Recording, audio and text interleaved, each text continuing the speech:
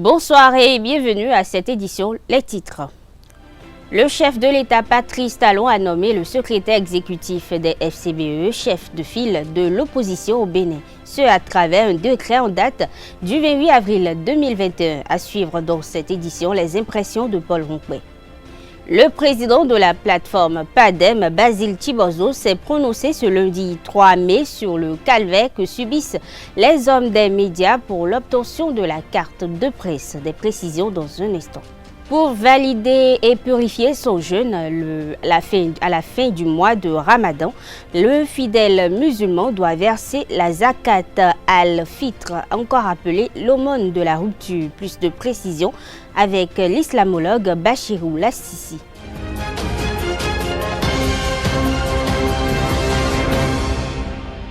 Paul Ronquet, secrétaire exécutif du parti Force Cori pour un Bénin émergent, est le nouveau chef de file de l'opposition béninoise. C'est par décret numéro 2021-183 en date du 28 avril 2021 qu'il a été nommé par le président de la République du Bénin. Une nomination qui s'inscrit dans le cadre de la mise en application de la loi numéro 2019-45 du 25 novembre 2019 portant statut de l'opposition en République du Bénin. Une nomination tant espérée par la base de cette formation politique a réjoui les militants des 15e et 16e circonscriptions électorales qui ont envahi le siège national du dit parti politique. Voici les impressions à chaud de Paul Ronquet au micro d'Abdelkader Achirou. Chères militantes, chers militants, c'est vrai, le décret nous est officiellement parvenu hier.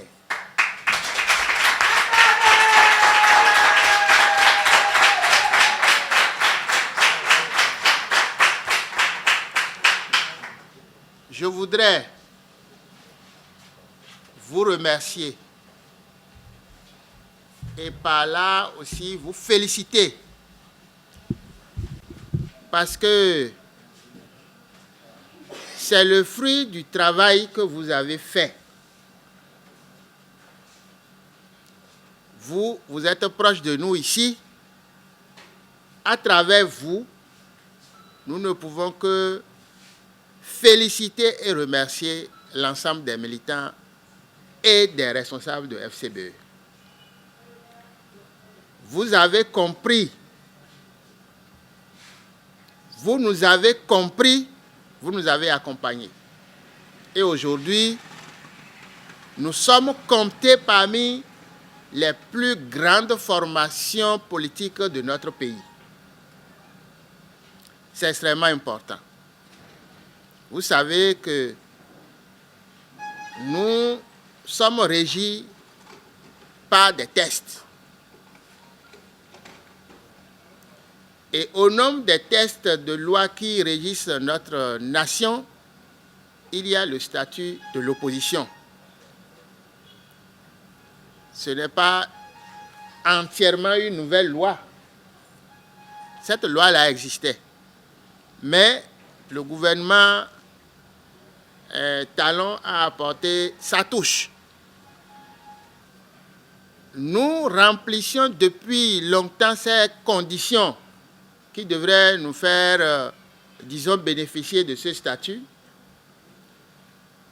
Et le pouvoir ne l'a pas fait à temps. C'est finalement fait et c'est fait aussi à un bon moment.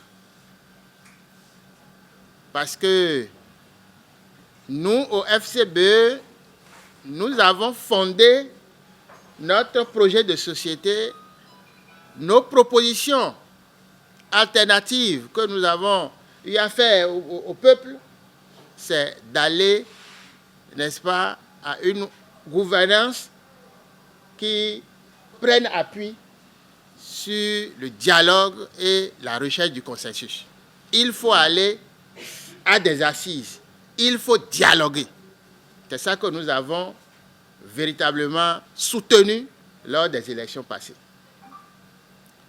D'autres ont pensé résoudre les problèmes de la nation par d'autres méthodes, ce que nous ne partageons pas. Mais lorsque nous avons écouté le chef de l'État qui n'a pas manqué de dire qu'il ne trouve pas opportun d'aller à des assises. Et nous, on se demandait, mais par quelle méthode nous allons un jour nous rapprocher pour véritablement penser ensemble la résolution des problèmes de notre pays, surtout les crises qui sont là aujourd'hui. Et contre toute attente, il vient de décider de reconnaître et de donner donc un visage à l'opposition. Pour nous, c'est comme une porte qu'il vient d'ouvrir. C'est un volet important. Il va falloir maintenant que nos frères de l'opposition comme nous rejoignent. Non pas pour se fondre dans notre parti, mais pour que nous ayons un creuset d'analyse des problèmes de la nation, que nous ayons sous la main des propositions concrètes à faire et que nous exploitions cette occasion pour nous rapprocher du chef de l'État pour faire des propositions. Restons avec Paul Rompé qui félicite le président Patrice Talon pour la prise de ce décret. Il invite par ailleurs les autres acteurs de l'opposition politique au régime Talon à se joindre à lui pour une lutte efficace. Suivons-le à nouveau au micro d'Abdelkader Achiron. C'est très important qu'il y ait de passerelles pour s'approcher du pouvoir et de pouvoir exprimer ses ressentis. Si, ce n'est pas facile d'aller déposer demande d'audience à la présidence, d'aller individuellement poser les problèmes, ça ne pourra jamais marcher. Oui ou non? Oui. Donc nous ne pouvons que féliciter aussi le chef de l'État pour l'avoir fait. Il peut ne pas le faire, comme au temps de tous les autres pouvoirs, on n'a jamais pu donner de contenu, on n'a jamais pu donner vraiment ce qu'il faut à l'opposition. Nous espérons, premièrement, que ça ne sera pas un décret pour un décret et que le contenu sera suffisamment meublé pour permettre, n'est-ce pas, à FCBE de véritablement, disons, innover. C'est-à-dire faire en sorte que ça devienne une tradition dans notre pays. Ça dépend de nous et ça dépend également du pouvoir. Oui ou non? De toutes les façons, comme nous l'avons toujours su le faire, nous allons jouer notre partition pour que, à chaque régime dans notre pays, qu'il y ait toujours en face une opposition suffisamment bien lotie pour contribuer à mieux gérer le pays. C'est de ça qu'il s'agit. Et à nos frères de l'opposition de nous rejoindre, d'accepter que nous puissions nous organiser pour expérimenter cette voie. Si il n'est pas possible d'aller à un dialogue national, s'il n'est pas possible d'aller à une assise nationale, et qu'il est possible tout de même d'avoir un créneau pour s'approcher donc du pouvoir et de poser réellement les problèmes, eh bien, nous pouvons nous en contenter pour le moment. Donc, encore une fois, je voudrais vraiment me réjouir de ce que notre démocratie est en marche. Au moins sur ce pan. Il reste que nous ayons le courage d'aborder les questions qui fâchent et qu'ensemble, on recherche des solutions. La carte de presse est la carte professionnelle des hommes des médias au Bénin. Son obtention relève d'un chemin de croix et ne respecte aucune périodicité. Cette situation déplorable a retenu l'attention du président de la plateforme des promoteurs et acteurs pour le développement des médias PADEM, Basile Chibozo. Il s'est exprimé sur le sujet dans son message du 3 mai 2021 au micro de Carles Kitome et Quentin Amoussou. Je voudrais lancer un appel au niveau de la HAC pour que le processus de délivrance de la carte de presse soit rapide, soit immédiat, soit automatique. qu'on n'attende pas avant de lancer les appels pour que les gens postulent. Parce que sans ça, un journaliste n'est pas un journaliste. Il n'a pas besoin de savoir tout ce que les journalistes ont contenu parce qu'ils n'ont pas leur carte de presse, parce qu'ils ont expiré, ils ont fait une publication et ça les a menés au tribunal. Je ne donnerai pas de nom, mais vous savez ça. C'est important pour la qualité et pour la vie du journaliste. Nous ne sommes journalistes que quand on a la carte de presse. Donc je vais lancer un appel à la HAC pour que cette accélération soit de mise. L'autre appel que je vais lancer à la HAC, c'est la mise en place du fonds d'appui au développement des médias qui a été voté par la loi 2015 déjà, dans son article 39, qui met l'accent sur le fonds d'appui au développement des médias. C'est ce fonds-là qui nous permettra de lancer de grands projets structurants. C'est ce fonds qui permettra aux associations fêtières de vivre. C'est ce fonds qui va nous permettre d'avoir la régie, d'avoir la centrale d'achat, d'avoir la possibilité d'avoir des imprimeries nationales, d'avoir des groupes de presse et d'avoir une presse véritablement débarrassée de toute injonction financière ou de toute récupération politique. Sans ça, on ne pourra véritablement pas s'en sortir. Et professionnels, et patrons de presse, et acteurs des médias, nous devons tous nous unir en lien avec l'association fêtière pour que le gouvernement puisse essayer de commencer par regarder dans notre direction afin que ces choses-là soient de mise. Moi, j'ai un fort espoir que ça va se faire. Envers le ministre de la Communication, je salue un peu l'initiative de la régie publicitaire qui a été lancée. Je souhaite que cette publicité soit aussi une effectivité pour qu'il y ait une sorte de justice au niveau de la publicité dans le pays. Pour finir, c'est aux acteurs des médias eux-mêmes pour dire que l'espoir est toujours permis. Loin du fatalisme et du découragement, moi, je pense que l'espoir est permis. Il faut se battre. Parce que quand je vois un peu le travail que nous avons abattu pour les élections communales, législatives, en plein Covid, mais on doit se tirer les chapeaux.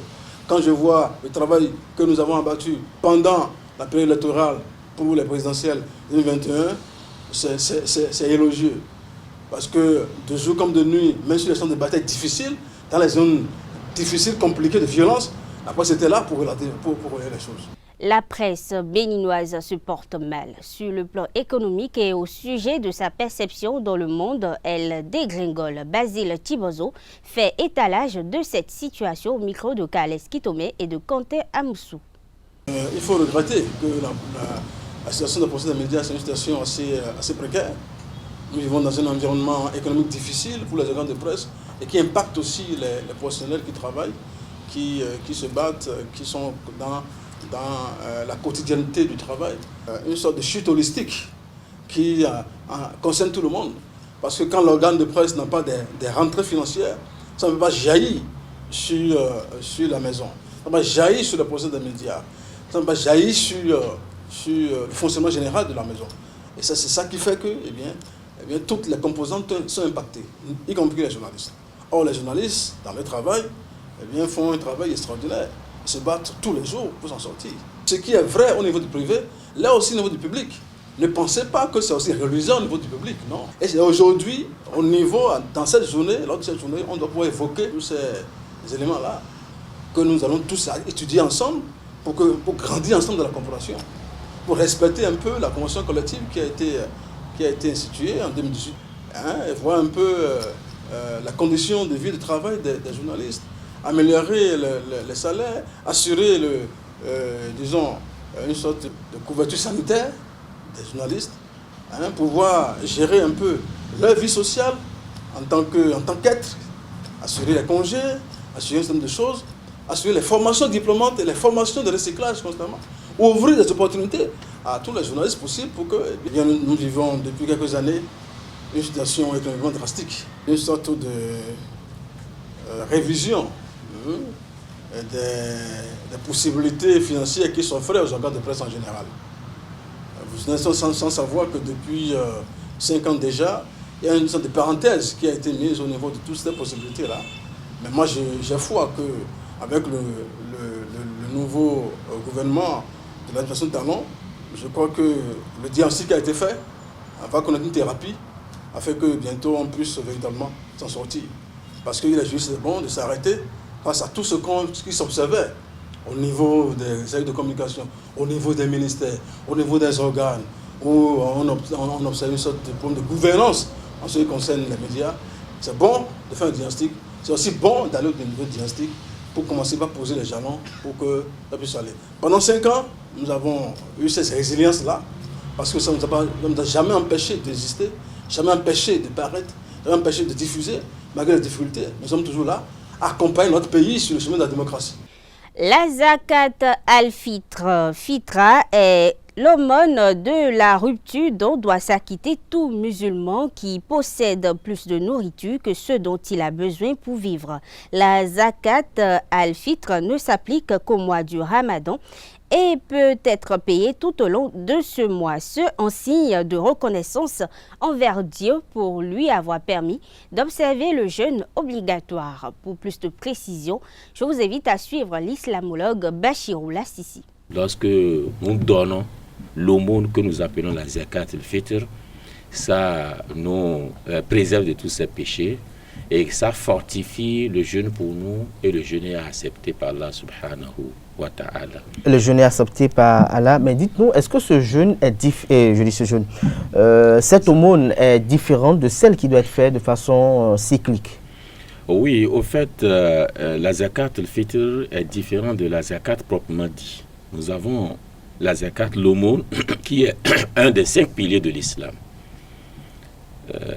qui est différent de cette zakat que nous sommes en train de parler, qui est spécifiquement pour le mois de Ramadan. Alors, qu'est-ce qui fait sa spécialité, sa spécificité? Oui, d'accord. Au fait, ça a été instauré ou bien ordonné par le prophète Mohammed sallallahu alayhi wa sallam, juste dans le but d'accompagner les frères musulmans pauvres pour pouvoir vivre la fête des Eid el-Fitr, la fête du fin du mois de Ramadan. C'est pourquoi la première condition, ou bien celui qui doit donner cette zakat, doit être d'abord quelqu'un qui a suffisamment une quantité de nourriture donnée, qui va le suffire le jour jusqu'à la nuit du jour de la fête, lui avec sa famille. Alors, si déjà on a cette quantité, donc ça revient à cette personne nécessairement de donner la zakat al-fitr. Donc, c'est pour accompagner les pauvres. C'est pour accompagner les pauvres pour la fête. Pour la fête. Pour la fête. Oui. Alors, cette zakat al-fitr, est-ce que, comme on dit que c'est pour accompagner les pauvres musulmans pour la fête, est-ce qu'elle peut se manifester à travers des dons de vivres, des dons de tissus, des dons de tout ce qui concourt quand même à une très belle fête? Oui, selon la tradition islamique, la zakat al-fitr, c'est uniquement pour les vivres.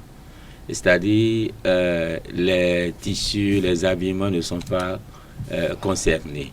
Et les vivres que nous donnons... Mais si j'ai une famille en face de moi, par exemple, qui est dans le besoin et qui doit fêter, est-ce que je ne peux pas leur offrir des tissus, des pagnes pour quand même qu'ils aient de belles apparables le jour de la fête? Bien sûr que oui, mais ce n'est pas de la zakat al-fitr. Vous pouvez donner, vous pouvez faire ça là. Mais ce n'est pas inscrit dans la zakat al-fitr. Dans la zakat al-fitr. La zakat al-fitr que vous allez donner pour purifier votre jeûne, c'est des nourritures. Et ça commence par les nourritures que nous avons l'habitude de prendre le jour de la fête. Comme chez nous ici, nous prenons le riz, le poulet, brie. Non, les viandes ne sont pas concernées parce que c'est des choses à prendre comme mesure. Peut-être nous allons en arriver là-bas pour la zakat al-fitr. Et c'est des nourritures. Nous avons l'habitude de préparer le riz. D'autres préparent les djawa, etc. comme nous avons l'habitude de le faire chez nous. Alors, on donne le maïs. D'autres on donne d'haricots, gari. Donc, comme les gens gari pour le jour de la fête? Bon, il y a des gens qui préparent le pilon. Le pilon. Donc, c'est tout d'abord les nourritures que nous avons l'habitude de prendre le jour de la fête. Chez les Arabes, maintenant, vous allez voir, ils vont donner les dattes. Parce que c'est les dattes qui mangent suffisamment le jour de la fête avec leur viande. Donc, ils accompagnent avec la date. Ou bien quelques céréales chez eux, qu'on est chez eux. Donc, pour nous dire, c'est des nourritures que nous donnons, les vivres que nous donnons, et c'est pas mesure. C'est pas mesure. Oui. Alors, avant de venir aux mesures, dites-nous, pourquoi on ne peut pas offrir, par exemple, un mouton, un poulet, des poissons? Pourquoi on ne peut pas offrir de la viande? Bon, vous savez, l'islam a sa tradition et ses lois. Je pense que pour le mouton, les bêtes, le poulet, comme vous l'avez dit, quelqu'un peut lui donner, il peut donner, mais ce n'est pas de la zakat al-fitr. C'est ça qui fait la différence. C'est pas dans le registre de la zakat al-fitr. Non. Si vous voulez réellement donner la zakat al-fitr, il y a... Parce que nous avons dit, c'est le but d'accompagner le pauvre musulman. Quelqu'un qui n'a pas encore de l'argent pour acheter du riz et vous lui donnez un mouton, vous l'avez créé de problèmes. Il va commencer par chercher comment trouver de l'argent pour acheter de l'oignon, d'huile, etc. Mais il ne peut pas manger la viande comme ça. Mais lorsque vous lui donnez du riz, même s'il n'a rien, même pas viande, il peut quand même préparer et faire nourrir sa famille et quand même rester en joie. Donc c'est la logique de l'islam. Et pour accompagner le musulman à bien fêter, pour qu'il ne se sente pas aussi pauvre le jour de la fête, alors que ses frères sont là entre deux. Aime ton prochain comme toi-même. Il s'agit là de l'un des 10 commandements de la Bible. Selon Maître Yehazel, cela veut dire que nous sommes tous les mêmes. Il s'explique au micro de Jacques Maounou d'Almeida. Pour cela, avant d'aborder ce thème, je vais dire plutôt, je vais essayer d'expliquer un petit truc. Jésus, le grand maître, m'a enseigné, et c'est une grande vérité. Tout son enseignement est basé sur l'amour. Aime ton prochain comme toi-même. Ça voudra dire que nous sommes tous les mêmes. Nous sommes tous des frères. Quand on dit ça, les gens ne comprennent pas du tout. En réalité, l'homme a double nature. Une nature physique et une nature spirituelle. Cette nature spirituelle, c'est ça qui est notre âme. Et autant que nous sommes hommes, en tant qu'hommes, notre âme, l'âme qui s'est incarnée dans notre corps, toutes les âmes en général proviennent de la même source, de la grande intelligence divine, de l'âme universelle. Donc c'est dans le corps que nous paraissons différents. Donc sinon, en essence, nous sommes pareils, nous sommes un. On parlera de l'unité dans la diversité. Donc en réalité, toutes les âmes sont des sœurs. Donc ce n'est pas ami de langage que nous parlons d'âme sœur. Mais celui qui parle d'âme sœur, quand même, n'a pas tort. Parce que là, on veut parler des affinités. Et pour mieux expliquer ça, prenons un corps humain. Vous savez, il y a la tête. Nous avons des différentes parties du corps. Restons avec Maître Yehazel qui parle de l'impact des noms dans la vie des enfants. Propos recueillis par Jacques Maounou d'Almeida. Mais c'est une aberration. Dieu est tout puissant. Le diable, depuis là, on n'a pas pu comprendre encore le diable. On n'a pas encore vaincre le diable. Le diable est plus puissant que Dieu. Mais je ne pense pas. Il y a quelque chose qui ne va pas quelque part. La bonne méthode pour venir à bout des sorciers, c'est de veiller, c'est d'éveiller notre puissance spirituelle. Et le Seigneur se met à l'écart. D'ailleurs, il est là pour nous taquiner, pour nous dire, mais tu es puissant, non? Éveille-toi. C'est comme ton enfant qui dort, par exemple. Ok? Il doit aller à l'école. Pour le réveiller, d'abord il ne se réveille pas. Tu viens, tu le caresses. Mais, Aleph, réveille-toi. Il ne se réveille pas. Qu'est-ce que vous faites? Réveille-toi. C'est ça la vérité. C'est ce que le sorcier fait tout simplement. Alors, le sage dira que le premier complice du sorcier, c'est celui à qui le sorcier fait du mal. Parce qu'il est bien conscient qu'en réalité, aucun sorcier n'a le pouvoir de nuire à quelqu'un. C'est à vous de donner des ouvertures aux sorciers, de par votre ignorance, de par vos mauvais choix, permettre aux sorciers d'agir contre vous. En tout cas, les techniques, les secrets qu'on peut utiliser éventuellement, les différentes catégories d'énergie de force qui existent dans l'univers et qui nous influencent, nous avons réservé le samedi 13 février 2021 pour révéler tout ça à la face du monde, pour permettre aux gens de ne plus se faire escroquer, pour permettre aux gens de maîtriser leur vie, pour permettre aux gens de ne plus avoir peur des sorciers, pour permettre aux gens de se protéger, eux-mêmes de se mettre hors d'état de nuire. Quand j'entends dire que Jésus est venu nous sauver, mais je rigole. En réalité, Jésus n'est pas venu pour nous sauver. Je suis venu pour nous montrer comment faire pour que nous-mêmes nous puissions être notre propre sauveur. C'est ça la vérité. Quels sont les numéros sur lesquels ils pourront vous contacter, les auditeurs? Eh bien, pour nous contacter, il n'y a pas de problème. Nous sommes au Bénin, donc vous composez, si vous êtes à l'extérieur, vous composez d'abord le 00229. Ensuite, vous ajoutez le 66 95 66 15 ou le 65 33 33 30. Mais si vous êtes au Bénin, vous composez donc directement le 66 95 66 15 ou le 65 33 33 30. Beaucoup de secrets, beaucoup de révélations sont réservées pour le samedi 13 février 2021 qui vient là, voilà, à partir de 10h, à Caravi, au complexe Les Palmiers au Royaume. Ce sera un séminaire, un grand séminaire spirituel inédit, parce que ce sera un grand rendez-vous pour délivrer les gens, tout le monde entier, de l'ignorance, pour restaurer la vérité, pour permettre aux gens de prendre conscience de leur puissance spirituelle, pour leur donner les techniques qu'il faut pour qu'eux-mêmes ils deviennent tout puissants comme Dieu, parce que nous sommes tous animaux de Dieu.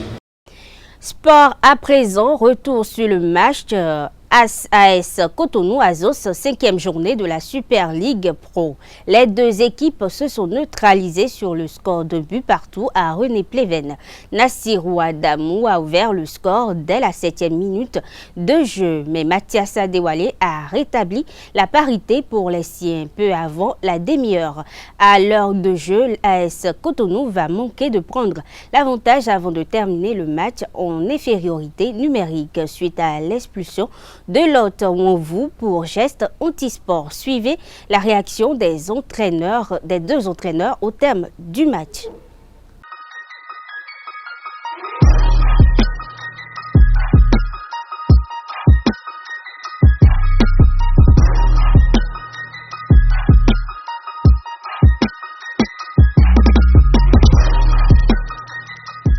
Un but partout, un point, c'est pas bon. Je ne suis pas content puisque c'est un match à domicile, c'est un match qu'on doit gagner. Il a manqué la concentration au niveau des gamins. Et c'est ça qui a fait que l'équipe est revenue au score. Et on a voulu remonter. Et là, on a un joueur expulsé qui ne nous a pas permis à concrétiser la deuxième occasion. Pour toute équipe, disons le goléador, quand il s'en va, on ne le remplace pas comme ça. Hein. Il faut revoir encore les automatismes pour pouvoir créer encore et chercher un autre attaquant. Il est parti, on n'a pas recruté disons, quelqu'un de sa taille, mais on fait avec ceux qui sont là. Je crois quand même qu'en prenant match par match, et comme je l'ai dit, si nous corrigeons les imperfections, on va y arriver.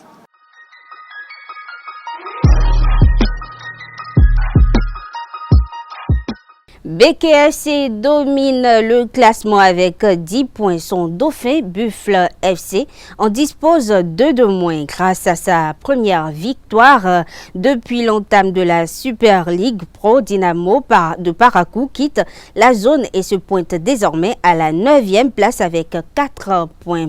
Azos et Dragon occupent respectivement la 11e et dernière place.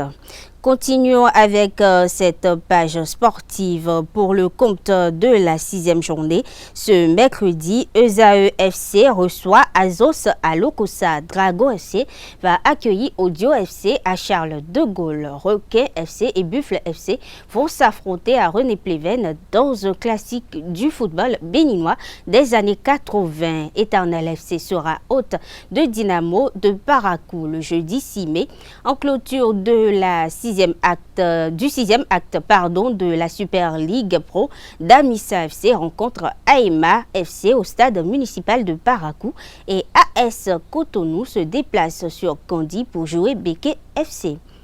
Mesdames et messieurs, ainsi prend fin cette page sportive et ainsi prend fin cette édition. Merci d'être restés à nos côtés. Agréable soirée à toutes et à tous et à demain.